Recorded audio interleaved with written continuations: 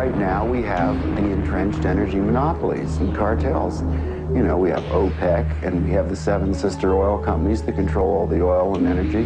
But what people have to understand is that the people who run the energy business in this world, which is the biggest business on the planet, turning over $4 to $5 trillion a year, it's bigger than guns and drugs, it's bigger than defense. They control the newspapers, they control the governments.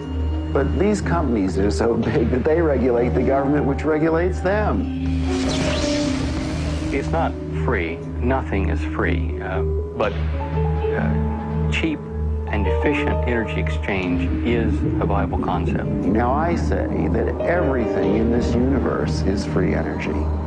It's been dreamed of for hundreds of years that somewhere, someplace, as Tesla said, man will hook his machinery to the very wheelwork which drives the universe itself. The history of science is the history of the suppression of great inventions. A few classic stories. Nikola Tesla. Nikola Tesla is regarded as the founding father of free energy. His astounding developments in the generation of alternating electrical current are still being used today. His most notorious project involved the transmission of wireless electricity into the atmosphere, which allowed for unlimited power to be freely accessed by everyone. When his financial backer, J.P. Morgan, realized that this power system could not be metered, all funding was immediately withdrawn. Tesla's electrical broadcast towers were dismantled, and through Morgan's many close connections with the media and government, Tesla's career was destroyed. In 1977, Bruce De Palma unveiled the first prototype of the N machine, an electrical generator which uses rotating magnets to generate up to 5 times more power than it takes to drive it. I know about the fact that the Japanese government and the Indian government have ongoing projects to produce N machines for domestic power. My partner is Paramahamsa Tiwari, who is the director of the Nuclear Power Corporation of India, which operates all the nuclear plants in India.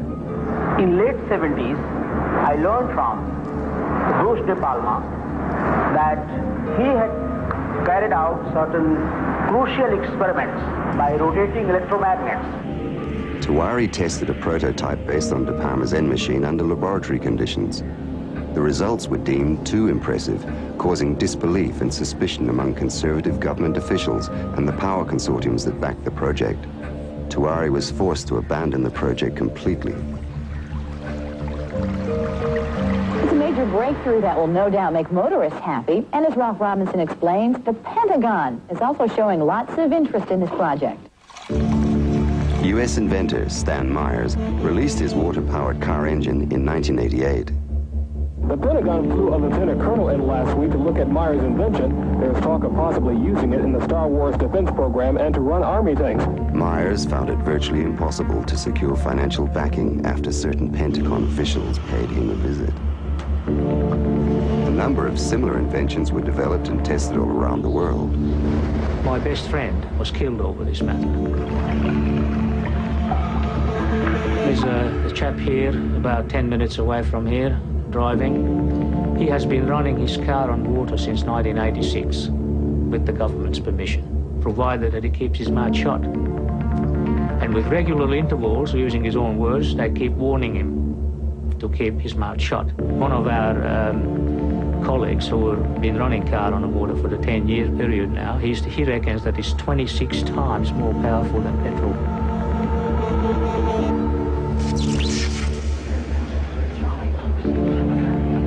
If you invent a better mousetrap, the world may beat a path to your door. If you invent a free energy machine, there'll be a path beat to your door, but you don't want those people there. One of the pivotal people that I encountered early in my career was Edgar Mitchell, the astronaut. Liftoff. Liftoff. Edgar J. Mitchell, an Apollo mission astronaut, founded the Noetics Institute in Southern California.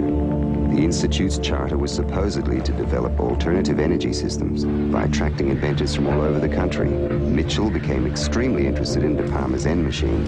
He made De Palma a paltry offer to buy out the invention, which De Palma naturally refused. He said to me that if I ever tried anything on my own in California, I would get my head blown off. So I was scared to death.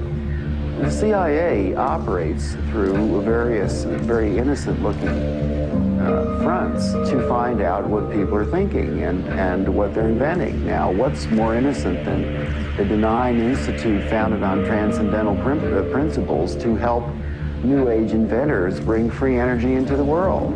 And that situation still exists in the United States today, where a person that really understands what's going on just can't get their idea out because the alternative science and medical fields have been co-opted by the intelligence services. And he converted this little engine to run on water. This is many, many years ago. And he used it for several years.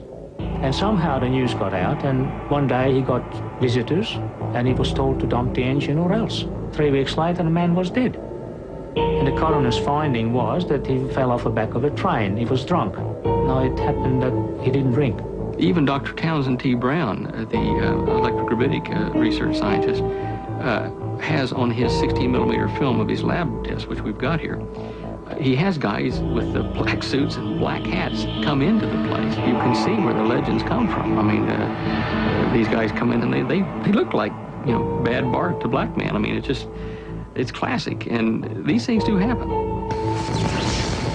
There is no progressive science in a world where every scientific idea is evaluated for its military potential. Power, our energy, and control of energy equals power in the new world order that is emerging. If you control the energy, the way we get around, the way we get electricity, the way we have our TVs and video cameras and stuff, if you do the control of the energy, then you've got control of the people.